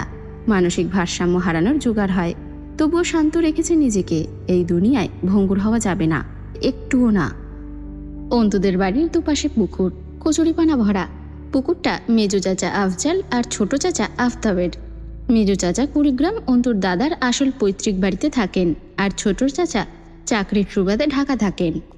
আছরের নামাজ আদায় করে বারান্দায় এসে বসাটা ওর অভ্যাস। প্রতিদিনই এই সময় কচুরিপানার স্তূপের উপর ডাহুক পাখিরা হাঁটে, দেখতে ভালোই লাগে। আজ দেখা যাচ্ছে না। তরতর করে ঘুরে বেড়ায় ডাহুকগুলো। আগে আনতে এসে ফাঁদ পাতার পরিকল্পনা আঁটতো পাখিগুলোকে ধরার জন্য। মারামারি লেগেছে তো অন্তুর সাথে। অন্তুর কথা, প্রাণী হত্যা মহাপাপ, আর প্রাণী যদি পাখি হয় তা শিকার করা ডবল মহাপাপ। সে কোনো দিন আন্তিককে পাখি ধরতে দেয়নি। আজ ভাবির চাচাতো ভাইয়ের বাড়ি থেকে দেখতে আসার কথা ছিল, আসেনি। আমজাদ সাহেব 2 দিন পর আসতে বলেছেন। আখির কথা মনে পড়ল। আজ 2 দিন হলো খুব জানতে ইচ্ছে করে জয় আগে ভার্সিটির মেয়েগুলোর সাথে কি করেছে। বিরক্ত হয়ে উঠল অন্তু নিজের ভাবনার উপর। ঘুরে ফিরেই এই ভেচালে মন চলে যায়। বাড়িতে নীরব অশান্তি চলছে। সরকারি প্রাইমারি স্কুলের মাস্টার ছিলেন আমজাদ সাহেব। দিনকাল চলেছে কোনো মতে। কিন্তু অন্তু বড় হয়েছে, আন্তিক বড় হয়েছে। সেই অবস্থায় বাড়ি না করলেই নয়। বাবা হিসেবে শিক্ষা ও সাধ্যমতো যোগ্যতা ছাড়া বিশেষ কিছু দিতে পারেননি। আন্তিক যদিও বা জিদ ও ঝামেলা করত, অন্তু সেটুকুও করেনি কোনো দিন ছোটবেলা থেকে। আব্বু শখ করে কষ্ট করে কিছু দিতে চাইলে হাসি মুখের অভ্যেস। লাগবে না আব্বু, এই জিনিস আমার পছন্দ বা প্রয়োজন না। সেক্ষেত্রে বাপ হিসেবে আমজাদ সাহেবের কর্তব্য নয় কি সন্তানকে অন্তত একটা উপযুক্ত বাসস্থান দেওয়া? শেষ পর্যন্ত এই তো বছর দুয়েক আগে ধার দেনা করে এবং কিছু গোছানো টাকা দিয়ে দোতলার কাঠামো তুললেন। একতলার ছাদ হতে হতে টাকার সংকট পড়ল। পুরনো বাড়ি ভাঙার ফলে থাকার জায়গার সংকট হলো। সেই অবস্থায় বাড়ির একতলা অন্তত ঠিক করা ফরজ হয়ে দাঁড়ালো। এতে আরও অনেকটা ঋণ হয়ে গেল। অন্তু জানতো না আব্বু শেষ পর্যন্ত বাড়ির কাজ দ্রুত সারতে সুদসহ টাকা ধার নিয়েছেন, যার সুদ আসল মিলে এখন জানের উপর উঠেছে। অন্তুর দাদার বাড়ি কুড়িগ্রাম, তবে কোনো এক সূত্রে তিনি বেশ অনেকটা জমির মালিকানা পেয়েছিলেন এই দিনাজপুরেও। আমজাদ সাহেব এখানে বসতি গেড়েছেন। দেনার দায় থেকে মুক্ত হতে আমজাদ সাহেব কুড়িগ্রামের জায়গা বিক্রির বাইনামার টাকা নিয়েছেন। এছাড়া আর উপায় ছিল না। পাওনাদারেরা ঘাড়ের উপর উঠে আছে। সাথে দিন যত যাচ্ছে সুদের পরিমাণ সমান্তরাল হারে বাড়ছে। বিপত্তি বেঁচেছে মেজো চাচাকে নিয়ে। ভদ্রলোক বিশাল খামারের মালিক। খামার আমজাদ সাহেবের জায়গার অর্ধেকটাতে চলে এসেছে। ক্রেতা লোকটা ততদিন রেজিস্ট্রেশনে যাবেন না যতদিন জমি পরিষ্কার ঝামেলামুক্ত না হয়। এটাই স্বাভাবিক। কোনো ক্রেতাই টাকা পয়সা খরচ করে ভেজাল জমি কিনতে আসবেন না। মেজো চাচা আমজাদ সাহেবকে জমি দিতেই রাজি নন। তিনি বলেছে, আমজাদ এখানে থাকে না, জমির দেখভাল করে না। তাছাড়া ও তো দিনাজপুর একটা জমি পেয়ে সেখানে বাড়ি করে বসবাস করছে। তাহলে এখানে আবার কিসের জমি পাও না? কোনো জমি পাবে না ও এখানেই। সেদিন যখন আমজাদ সাহেব গেলেন সেখানে সালিশ বিচার করে অবশেষে রায় এলো, খামার হবার পরেও আমজাদ সাহেবের জমির যে অর্ধেক খালি পড়ে আছে সেটুকুই তিনি পাবেন। বাকিটার আশা ছেড়ে দিতে হবে। তাতে যে অর্ধেক বাকি আছে সেটুকু দিতে রাজি হয়েছেন আফজাল সাহেব। বাকি যেটুকুতে ওনার খামার রয়েছে সেটুকু উনি দেবেন না। এই নিয়ে বেশি ঝামেলা করলে বাকিটুকুও দেবেন না। আমজাদ সাহেব কেবল দীর্ঘশ্বাস ফেলেছেন। তার শুধু একটা কথাই মাথায় এসেছে, জোর যার মুল্লুক তার। প্রতিদিন পাওনাদারেরা আসছে বাড়িতে। আব্বু শুকনো মুখটা অন্তুর কলিজা ছিদ্র করে বিঁধছে। আত্মমর্যাদা সম্পন্ন মানুষটা কেমন মিইয়ে যান পাওনাদারদের সম্মুখে। মেজো চাচার দাবি, আমজাদ যেহেতু এখানে থাকে না, ওর এখানকার জমিতে কোনো অধিকার নেই। তিনি নেহাত ভালো মানুষ বলে অর্ধেকটা তাও দিচ্ছেন। এসব শুনতে অন্তুর রক্ত টকবগিয়েছে। নিম্ন মধ্যবিত্তদের জীবনযাত্রার মান এমনই হয়। এসব বুঝিয়ে সান্ত্বনা দিয়েছে নিজেকে। জীবনটা জটিলতা আর ধ্বংসত্রাসে ভরপুর হয়ে উঠেছে। সে এই জীবনে এমন পাপ তো করেনি যার প্রতিদান স্বরূপ এত কঠোরতা প্রাপ্য। আম্মু চেঁচিয়ে ডাকছে। অন্তু অতিরিক্ত অন্যমনস্ক। বারবার ডেকে তার হুঁশ ফেরাতে হয়। আম্মুর কাছে গিয়ে বলল, কি হয়েছে? রাবেয়া বেগম রোদে কুমড়ো বড়ি শুকোতে দিয়েছিলেন, তা তুলছেন বসে। তোর বাপ ডাকতেছে, যা শুনে আয়। তোরে সারা বেহুশ হয় ওই লোক, দূরে থাকিস কেন? ঘরে ঢুকতে সুরমা আতর মিশ্রিত একটা সুগন্ধ নাকে এসে ঠেকল। আব্বু আসরের নামাজ শেষে জায়নামাজেই তসবি গুনছেন। অন্তু এগিয়ে গিয়ে মেঝেতে বসতে অগ্রসর হয়। আমজাদ সাহেব বাধা দিলেন, তুই বিছানায় বস, আমি এই বসাতেই মাগরিব পড়ে উঠব। আজ আর মসজিদে যাব না, শরীর খারাপ। অন্তু কথা শুনল না। আব্বু নিচে বসে থাকলে সে কিভাবে পা তুলে বা ঝুলিয়ে বিছানায় বসতে পারে? আব্বুর পাশে পা গুটিয়ে মেঝেতে বসে পড়ল। আমজাদ সাহেব কিছু বললেন না। অন্তু জিজ্ঞাসা করল, শরীর ভালো তোমার? ভালোই আছি আলহামদুলিল্লাহ। কি শুদ্ধতম চেহারা, এক থুতনি চাপ দাড়িতে হালকা পাক ধরেছে, মেহেদি রং ওকে দিচ্ছে। গভীর চোখ, পুরুষালী ঠোঁটের বিশাল দেহী মানুষটা। ভারী গম্ভীর কণ্ঠস্বর। এক পা গুটিয়ে বসেছেন, সেই পায়ের নখে কালো দাগ। অন্তু তাতে হাত বুলিয়ে বলল, কোথাও ব্যথা পেয়েছিলে? রক্ত জমেছে নাকি নখে? আমজাদ সাহেব বললেন, ব্যথা পাওয়ার কথা তো মনে পড়ছে না, তবে ওখানে একটু ব্যথা আছে। অন্তু আব্বুর নখে আঙুল বুলালো। বাড়িতে কি হয়েছে রে অন্তু? অন্তু বাচ্চাদের মতো হাসল। সব ঠিকঠাক। কি হবার কথা ভাবছ? প্রেশার হাই হলে সুখ লাগে তোমার? আমজাদ সাহেব গম্ভীর স্বরে বললেন, তুই আমার মা না, আমি তোর বাপ, হুঁশিয়ারি করছিস আমার সঙ্গে? অন্তু হেসে ফেলল আরো খানিকটা। করতেই পারি, তুমি ওল্ড জেনারেশনের লোক, তোমাকে ঘোল খাওয়ানো কোনো ব্যাপার নাকি আমার কাছে? আমজাদ সাহেব বললেন, বিয়ে শাদী করবি না তাই বলে? অসহায় মুখে তাকালো অন্তু। তুমিও আব্বু? কাকে বিয়ে করব? ভাবির রানা ছেলেকে, নাকি আমার কাছে আসা ঘটকের পাত্রদের মাঝে কাউকে? আমজাদ সাহেব কিছু বললেন না। অন্তু আনমনেই বলল, আব্বু, সামনের দিনগুলো খুব খারাপ যাবে, তাই না? আমজাদ সাহেব চোখ মেলে তাকালেন। তোকে বলেছি কোনো কিছুকে পাত্তা দেওয়া যাবে না। জীবন একটা চক্র রে অন্তু, সোজা ভাষায় বললে বৃত্ত। কোনো এক বিন্দু থেকে একই রেখা বারবার যতটা আগে এগোবি, রেখাতে চক্রাকারে ঘুরে সেই প্রথম বিন্দুটা ঠিক তত নিকটে আসতে থাকবে। ঠিক যেমন রাত যতটা গভীর হয়, সকাল তত নিকটে আসে। কষ্টের যত গভীরে ঢুকবি, সুখ ঠিক ততটুকু কাছে আসবে। সুখের ক্ষেত্রেও তাই। সুখের মাঝে যতটা মজে যাবার সুযোগ পাওয়া যাবে, দুঃখকে ঠিক ততটাই কাছে কল্পনা করে প্রস্তুত থাকতে হবে। কিছুই চিরস্থায়ী নয় অন্তু। অন্তু অভিভূতের মতো চেয়ে রয় আব্বুর দিকে। পঞ্চাশোর্ধ্ব মানুষটা অন্তুকে প্রতিক্ষণে মুগ্ধ করে। চোখের শীতল অভিজাত চাহনি, মুখের শুদ্ধতম গাম্ভীর্যতা। সুখী আব্বু, আমজাদ সাহেব বললেন। সুখ কেবল এক কল্পিত তত্ত্ব। দুঃখের সাপেক্ষে আপেক্ষিক বৈপরীত্যের কল্পিত তত্ত্বকে সুখ বলে। অর্থাৎ শতভাগ দুঃখের মাঝ থেকে যতটুকু দুঃখ বিয়োগ হবে, ওই বিয়োগ ফলটাই সুখ। আর কেউ দুনিয়ায় শতভাগ দুঃখী নয়। মাথা নত করে হাসে অন্তু। তার সৌভাগ্য কি তার বাপ নয়? আব্বু, মেজো কাকার সাথে ঝামেলায় না জড়িয়ে আম্মুর বাপের বাড়ির জমিটা বিক্রি করে পাওনাদারদের দিয়ে দিতে পারতে না? জানা নেই কি হবে ওখানে। কাকা কি ভালো মানুষ না? উনি যে কোনো রকমের বিশ্রী তামাশা করতে দুইবার ভাববেন না। প্রতিদিন পাওনাদারদের এই ঘোরাঘুরি আমার চোখে লাগছে খুব। আমজাদ সাহেব স্মিত হাসলেন। আমার লাগছে না? অন্তু সপ্রতিভ স্বরে বললেন, আমার চেয়ে বেশি লাগছে, আর সেটাই পীড়া দিচ্ছে আমাকে। তুমি কেন সহ্য করছো এসব? আমুর দত্তরের জমিটা। আমজাদ সাহেব ডেকে উঠলেন। অন্তু, তোর মাকে যেদিন বিয়ে করে আমার ঘরে নিয়ে এসেছিলাম, সেদিন প্রতিশ্রুতিবদ্ধ হয়েছিলাম তোর মায়ের বাকি জীবনের সমস্ত ভার আমি বইব। তার খাবার, কাপড়, থাকার জায়গা, চিকিৎসা সবের দায়িত্ব আমার না? তাহলে সেই দায়িত্ব পালন করতে গিয়ে যদি ঋণ করি, সেই ঋণ পরিশোধের দায় কার? তার বাপের বাড়ি থেকে সে কি পেয়েছে না পেয়েছে সেটা দেখার আমি কে? কতটুকু যুক্তিযোগ্যতা? যতদিন বেঁচে আছি অন্তত ততদিন তো না। এমনকি মরার পরেও তার একটা ব্যবস্থা করে যাওয়া আমার কর্তব্য। তা পারবো কিনা জানা নেই। তাহলে তার ভরণ পোষণে খরচ করা টাকার ঋণ তার বাপের কাছে পাওয়া জমির পয়সায় কিভাবে পরিশোধ করি? এমনিতেই তাকে ভালো জীবনে তো রাখতে পারিনি আমি। এমন কিছু রেখেও যেতে পারবো না যা দিয়ে আমার অবর্তমানে তার খুব চলবে। তখন ঠিক ওই জায়গা বিক্রি করেই চলতে হবে তাকে। এটা আমার কর্তব্যের খিলাপি না?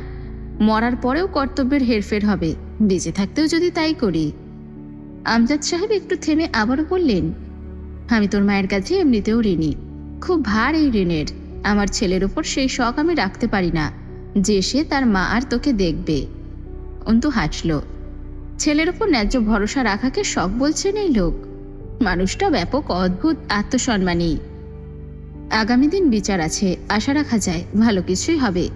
গ্রামের মাতব্বররা আবার সালিশ ডেকেছে, জমি পেয়ে যাব, বিক্রি হয়ে যাবে, পাওনাদার আর আসবে না, তুই চিন্তা করিস না। আর কথা বাড়ায় না অন্তু, ভাবনায় ডুবে যায়। রাবেয়ার ভাগ্য নাকি কোনো নেকির ফল? মূর্খ সহজ সরল নারীটা হুটহাট তার আব্বুকে কোন কপালে পেয়ে গেছিল? কি করলে এমন কাউকে এই শেষ বেলায় এমন শক্তিমান ছায়ার মতো পাওয়া যায়? হুট করে অন্তুর ভেতরে অদম্য এক শখ অথবা আকাঙ্ক্ষা জাগলো। তার জীবনে এমন কেউ কি আসতে পারে না? ভাবি জিজ্ঞাসা করে, তোমার কেমন সঙ্গী চাই? ভাবি বা আম্মা বোঝে না তার একজন এমন কর্তব্যপরায়ণ পুরুষ চাই, যে একরাশ প্রশান্তি এবং এক বুক আত্মমর্যাদার চাদরে মোড়ানো, এক মুঠো নিঃস্ব সুখ হবে। সম্পদ ছাড়া তার কাছে সব থাকবে। একটু অবাক হলো নিজের ভাবনায়। সম্পদ ছাড়া? উত্তর এলো, হ্যাঁ, সম্পদ ছাড়া যে পুরুষরা কর্তব্যপরায়ণ তারা স্বর্গীয়। এই তো আব্বু সংকটেও যে এমন সব কাব্যিক কর্তব্যের বর্ণনা দেয় নিজের অর্ধাঙ্গিনীকে নিয়ে মেয়ের কাছে। মগরিবের আজান হলো। রাবেয়া ঘরে ঢুকলেন। আমজাদ সাহেব জায়নামাজের উপর উঠে দাঁড়িয়ে হাত বেঁধেছেন। রাবেয়া এসে পাশে দাঁড়ালো। অন্তু এই সুখময় সুযোগ ছাড়তে চাইল না। আব্বুর বাথরুমে অজু করে এলো। আজ সে এই দুই অদ্ভুত সঙ্গীদের মাঝে দাঁড়িয়ে মালিকের সামনে মাথা নোয়াবে। আম্মু আব্বুর তুলনায় বেশ খাটো, লম্বা চওড়া, অভিজাত 90 দশকের নায়কদের মতো আব্বুর পাশে আম্মুকে কি বেমানান লাগছে? আবার আসলো অন্তু। এই দুজনকে বেমানান লাগতেই পারে না। এরা রবের সৃষ্ট জুটিদের মধ্যে একজোড়া। দুজনে পাশাপাশি দাঁড়িয়েছে রবের সম্মুখে ঝুঁকতে, কাঁধে কাঁধ মেলেনি উচ্চতায়, অথচ মনের মিল অসীম। অন্তু সব ভুলে বুক ফুলিয়ে একটা ফুরফুরে শ্বাস ফেলে আব্বুর পাশে গিয়ে দাঁড়ালো। আব্বু নীরবে তার জন্য নিজের এক পাশটা জায়গা রেখে নামাজে দাঁড়িয়েছে, অপর পাশে রাবেয়া বেগম। ইলেকশন এগিয়ে আসছে, প্রতীক বের হবে দিন দুয়েকের মাঝেই। গতকাল সম্মেলন অনুষ্ঠিত হয়ে গেছে, ব্যস্ত সময় কাটছে, হামজা জয়ের দৌড়দৌড়ি বেড়েছে। সকাল 10টা, বাড়ির মেয়েরা রান্না শেষ করলো, পুরুষগুলো জাগেনি তখনও। শাহানা বললেন, এই যাও তো রিমি, দেখো তোমার শ্বশুর উঠলো নাকি। রিমি দুটো নোংরা প্লেট সিঙ্কে রেখে বলল, শ্বশুর আব্বা এমনিতেও এখন উঠবে না আম্মা, আমি ওনাকে ডেকে আসি, সকাল সকাল ডাকতে বলেছিল, 10টা বেজে গিয়েছে। রিমি বের হওয়ার সময় তরু ঢুকলো রান্নাঘরে। শাহানা তরুকে জিজ্ঞাসা করলেন, জয় উঠেছে? তরু মাথা নেড়ে না জানিয়ে ভাতের গামলাটা নিয়ে ডাইনিং টেবিলের দিকে গেল। রিমি ঘরে ঢুকে জানালার পর্দা ঠেলে কাজ সরিয়ে দিল। হামজা উপর হয়ে শুয়েছিল, মুখ কুচকে নড়ে চড়ে উঠল। কি করছো রিমি, পর্দা টেনে দাও। ঘুম জড়ানো পুরুষের কণ্ঠস্বর এতটা মোহনীয় হয় তা কি জানি এরা? নিজেই নিজের মনে আওড়ালো রিমি। তার চেয়ে বয়সের পার্থক্য একটু বেশিই লোকটার, অথচ রিমির লোকটাকে একটুও ভয় করে না, সংকোচ হয় না, খারাপও লাগে না। দাড়িগোফ বেড়েছে লোকটার, নিজের যত্নে গাফিলতি করছে ব্যস্ততায়। 3/4 প্যান্ট পরনে শুয়ে থাকা এই লোককে তার পার্টির ছেলেরা এভাবে দেখলে কি নেতা মানবে? ছোট যুবকের মতো লাগছে। নেতা বাবু, আপনার নির্বাচন তো ফুরিয়ে গেল, উঠুন জলদি, আমার আর মেয়রের বউ হওয়া হলো না। চোখ খুলে তাকালো হামজা, চোখের কোণে লালচে হয়ে আছে। তুমি খুব ক্ষমতালোভী বউ, আমার লোভ নেই তোমার, আছে আমার নেতাগিরির লোভ, আর এর ফলে আমার হাতে তোমার গর্দান যেতে পারে যে কোনো সময়। রিমি বসলো হামজার উরুর উপর, অহংকারী ভঙ্গিতে গলা জড়িয়ে ধরল হামজার। এরপর কানের কাছে মুখ নিয়ে আস্তে করে বলল, ঠিক ধরেছেন, ক্ষমতাহীন পুরুষ আমার কাছে মৃত খরগোশের সমান। বাপ ভাইদের দাপট করে বেড়াতে দেখে বড় হয়েছি আমি। পৌরসভার সাবেক মেয়রের ভাইয়ের মেয়ে আমি, আব্বু উপজেলা চেয়ারম্যান, তাদের এক কথায় জেলা কাঁপতে দেখেছি। বউ হয়ে এলাম যার ঘরে, তার কথায় যদি এরিয়া না কামে, ভেতরটা সন্তুষ্ট হয় কি করে? যখন এসেছি আপনার হয়ে, তখন আপনি কেবল ছিলেন ছাত্রলীগের নেতাকর্মী। ধীরে ধীরে আপনার উন্নতি দেখব, সাথে আমার পদবীরও। এই আশায়ই তো প্রতিটা বেলা গুনছি, নয়তো সেদিন আপনিই কেন? কারণ সম্ভাবনা আছে আপনার মাঝে। আব্বুর বয়স যাচ্ছে, চাচা রিটায়ার নিয়েছে নিজ থেকেই। কার ক্ষমতায় বুক ফুলাবো আমি? আপনার, নেতাবাবু। তোমাকে সবসময় শাড়ি পরতে বলেছি না? রিমি উঠে দাঁড়িয়ে বিছানা থেকে হামজার টি শার্ট কুড়িয়ে নিল। হামজা বলল, আমার একটা পাঞ্জাবি বের করে দাও, তাড়াতাড়ি বের হতে হবে। জয় উঠেছে নাকি? জয় কোনো সময় ঘরের দরজা আটকে ঘুমায় না, রাতে তার টাল হয়ে পড়ে থাকার অভ্যেস আছে যেহেতু, ওই অবস্থায় কবির বা লিমান ওকে ধরে কোনো রকম রুমের সামনে পৌঁছে দিয়ে চলে যায়। হামজার চোখে পড়া যাবে না। তরু রুমে ঢুকলো। রুমটা অন্ধকার হয়ে আছে, না ডেকে আগেই আলো জ্বালালে এক্ষুনি উঠে থাপ্পড় মারতে পারে একটা। লুঙ্গি পরনে আর শার্টটা পরে আছে দরজার ডান পাশের ঝুড়ির ওপর, সেখানে ঝুলছে সেটা। হাত ঘড়ি এখনো হাতেই, ওয়ালেট নিশ্চয়ই পকেটে। তরু বিছানার পাশে গিয়ে ঝুঁকে বসলো, আলগোছে হাত ঘড়িটা খুলল, পকেট থেকে ওয়ালেট বের করলো। নাকে দুর্গন্ধ এসে ঠেকছে জয়ের মুখ থেকে। পুরো ঘরেও একটা ভ্যাপসা গন্ধ ছড়িয়েছে। উঠে দাঁড়িয়ে বোতল খুঁজলো, পেল বেডসাইড টেবিলের এক পাশে, বাঁকা হয়ে পড়ে আছে। জয় ভাইয়া, শুনছেন? সকাল হয়েছে, ডাকছি আপনাকে হামজা ভাই। জয়। জয় চোখ বুঝেই উঠে বসলো। 1 কাপ কড়া করে চা বা ব্ল্যাক কফি আন, শালার হ্যাঙ্গওভার কাটছেই না। জয় তরুকে কি চোখে দেখে জানা নেই তরুর, সবসময় আদেশ ধমক ভয়ের উপরেই রাখে। জয়ের আচরণ খিটখিটে। তরু বেশ ছোট জয়ের, হামজার খালার মেয়ে তরু। জয় সে হিসেবে তরুর খালার ননদের ছেলে। জয়ের যে দায়িত্বশীল একটা লুকোনো আচরণ প্রকাশ পায় তরুর উপর, সেটা তরু দেখেছে খালি। বিভিন্ন সময় বিভিন্ন জায়গা থেকে ঘুরে আসার সময় তরুর জন্য যা চোখে লাগে কিনে আনে, ডেকে হাতে দেয়। মন খারাপ থাকলে কাছে ডাকলে ধমকে জিজ্ঞাসা করে, মুখ থুবড়ে আছিস কেন, জামাই মরছে? এবার ঢাকা থেকে ফেরার পথে দুটো তাঁতের শাড়ি এনেছিল সাথে করে, একটা রিমিকে দিয়েছে আর একটা তরুর। তরুর ঝুমকো দুল খুব পছন্দের, সাথে 2 জোড়া কালচে রঙা দুলও ছিল। মাথা ব্যথা করলে মাথা টিপে দেওয়া থেকে শুরু করে মাঝে মধ্যেই অসুস্থ জয়ের পাশে সারা রাত জেগে সেবা করার দায়িত্বটুকুও তার। কোনোদিন ভুল করে বসেনি জয়। ভুল হবার আগেই ছিটকে সরিয়ে দিয়েছে তরুকে। অসুখের ঘোরেই কখনো কখনো রুম ছেড়ে বের হয়ে গিয়েছে হোটেলে নিজেকে শান্ত করতে। তরু জানে না নিজের শারীরিক চাহিদার খাতিরে জয় তাকে কাছে টানলে সে জয়কে ঠেলতে পারত কিনা। ভাবলেই একটা শিহরণ ছড়িয়ে যায় দেহ মনে। জয় ব্রাশে টুথপেস্ট লাগিয়ে ফোন টিপতে টিপতে তুলির রুমে ঢুকলো। বালিশে হেলান দিয়ে পা টান করে বসে আছে তুলি। জয়কে দেখেও দেখল না। বিছানায় বসে কম্বলটা ফেলে দিল মেঝেতে। না ফেলেই দিব্যি বসা যেত। রাতে খেয়েছিস? তাই জন্য তোর কাজ কি? এখন যা, কথা বলতে ইচ্ছে করছে না। তুলির গম্ভীর চেহারা। কি আশ্চর্য আশা তোর! তুই বললি আর জয়তা মেনে চলে গেল? ইচ্ছে থাকলেও যাব না, কারণ তুই যাইতে বলতাছিস। এখন তেরামি না করে যা তো জয় রুম থেকে, ভালো লাগছে না। আর তো কারো ভাতারের সাথে ঝামেলা হয় না, রাইট?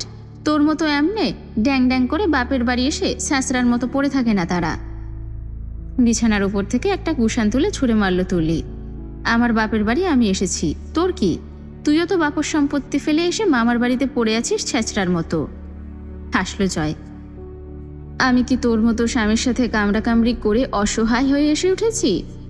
বাপের অগাধ সম্পত্তি পড়ে আছে, তারপরেও তোর বাপের এই ছোটলোক মার্কা ভাঙাড়ি বাড়িতে এসে পড়ে আছি। তোমার বাপ মা এমনি পীরভুজে কেন সিস্টার? আমি মরলে কোন বানেগা করবাতি? একটা লাথি মারি তোর ঘাড়ের উপর। আগে আমার রুম থেকে বের হ, মন মেজাজ ভালো নেই এমনিতেই। তোর রুম?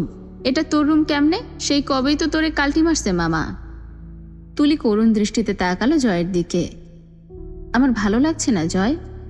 তো আমি কি করব? ক্ষণকাল বাদে তুলির কণ্ঠস্বর কাঁপল। আমার মেয়েকে কোল থেকে কেড়ে রেখে বলে, তুই যেখানে যাবি যা, মরা খা গিয়ে। আমার মেয়ে যাবে না তোর মতো সাথে। আমি সেই বাড়িতে কিভাবে আবার যাব জয়?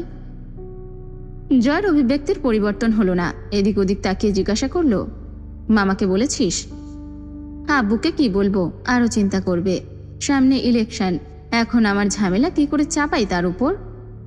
সাহেব জানে, হামজা ভাই অল্প জানে। কি চাইতেছিস তুই এখন? মাথা নিচু করলো তুরি। আমি কি চাইবো? আমার ছোট্ট মেয়েটাকে দেখি না কতদিন হলো, কিভাবে আছে কিছুই জানি না। কান্নায় ভেঙে পড়ল তুলি। জয় বিরক্ত হয়ে ধমক দিল, এই থামা, প্যান প্যান না করে ক কাহিনী কি?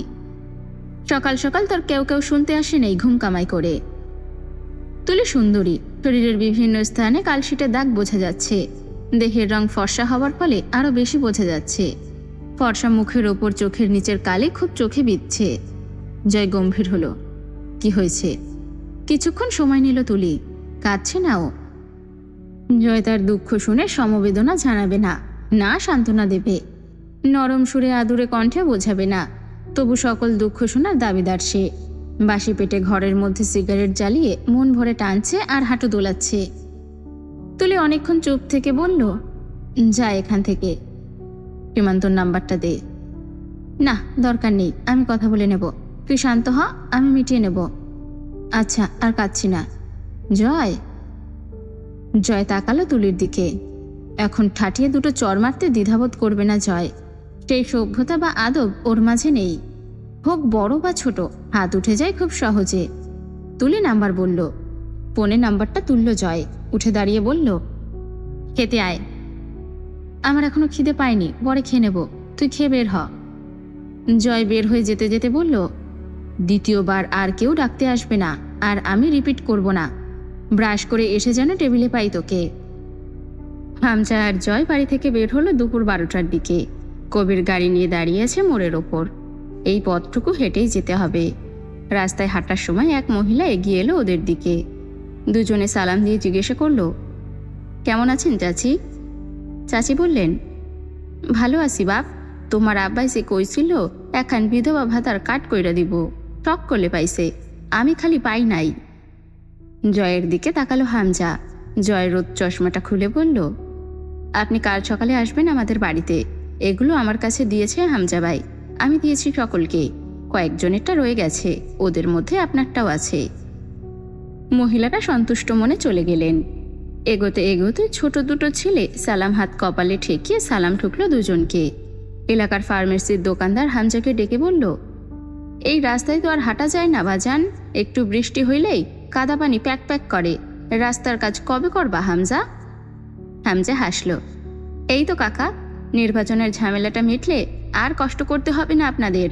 রাস্তার কাজ এই রাস্তা দিয়েই শুরু করব ইনশাল্লাহ। এলাকার মানুষ আগে আমার, আর এমনি তো শীত নামানোর বৃষ্টি এসব। শীত এসে গেছে অলরেডি, এখন আর বৃষ্টি বা কাদা হবে না কয়েক মাস। গাড়িতে উঠে বসলো দুজন। হামজা সামনের সিটে উঠতে গেলে জয় এসে হানা দিল। তুমি পেছনে যাও, আমি এখানে বসবো। হামজা বিরক্ত হয়ে বলল, আমাকে বিরক্ত করতে জন্মেছিস তুই এই জন্মটা? তুই বড় হবি না এই জীবনে? চান্স নাই ব্রো। কথা না বলে পেছনে যাও তো, রোদে গা পুড়তেছে আমার। গাড়ি চলছে মেইন রোড ঘেঁষে। হামজা জিজ্ঞেস করলো, সেদিন তোদের গাড়ির কি হয়েছিল শুনলাম? জয় গম্ভীর হলো। কার জানে চুলকানি উঠছে মনে হয় আমায় নিয়ে, একটু মলম লাগানো দরকার। তবে তার আগে হারামির বাচ্চাটার ঘা খুঁজে পাওয়া দরকার। হামজা গাড়ির কাজ টেনে দিয়ে বলল, বাবাকে আবার ডেকেছিল থানায়, এরপর থানায় ডাকা হলে তুই সঙ্গে যাবি। মাথা ঝাঁকালো জয়। অসম্ভব, ওই পুলিশদের শালাদের এক একটা মশার কয়েল টাইপের প্রশ্নে আমার মাথা 550 ডিগ্রি সেন্টিগ্রেড গরম হয়। হাঙ্গামা হবে আমি গেলে। হামজা মুখ শক্ত করল। টুকুরের বাচ্চা, মায়ের খাবি বলি সব সময় মাথা ঠান্ডা নিয়ে চলবি। রাজনীতি একটা কৌশলগত চক্র, সেখানে তোর এই ওভার টেম্পার মাথার জন্য জীবনে তোর উন্নতি হবে না। সাথে আমি তো রোজই ভুগছি। আমার থেমে গিয়ে দাঁত খিঁচল। আমার সামনে আমার বদনাম করতেছস তুমি? হামজা চট করে হেসে ফেলল। আমি তোর পেছনে। কবির হেসে উঠল। সিটে মাথা ঠেকালো জয়। চোখ বুঝে জিজ্ঞেস করল, গন্তব্য কোথায় সাহেব? মেয়র সাহেবের বাড়ি যাচ্ছি। জয় দেহটা এলিয়ে দিল সিটে। মারির দাঁতের আগায় জিহবা ঘুরিয়ে হেসে মাথা বেরালো পেছনে। ছেলে বড় হয়েছে ভাই, রাত হলে ক্ষুধা লেগে যায় শরীরে। তোমরা একটা ব্যবস্থা করছো না। কবির জিহবা কামড়ালো। লজ্জা শরম কোন হকারের কাছে বেশি বাদাম খাইছেন ভাই? আপনার কি ব্যবস্থা করবে হামজা ভাই? 12 থালায় খাওয়া লোককে একটা বিয়ে দিলে পোষাবে? বিয়ে করবে তুমি? ওহ, লাইফটাকে এখনো চেস করার আছে, এত সকালে বলি হওয়া ঠিক না। হামজা সিগারেট ধরালো। তুই আসলে মেয়েবাজি শুরু করেছিস জয়? আমার বিশ্বাস হয় না।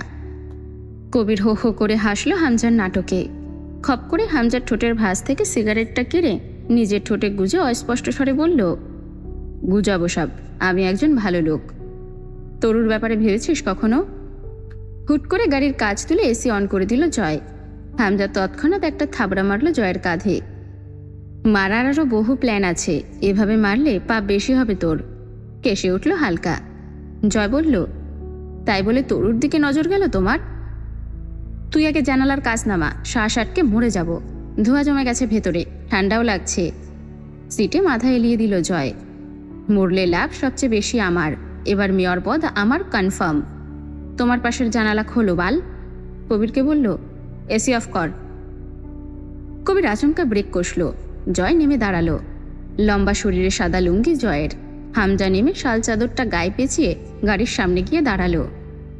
সৈয়দ মুস্তাকিন মহান দাঁড়িয়ে আছে পকেটে হাত গুজে।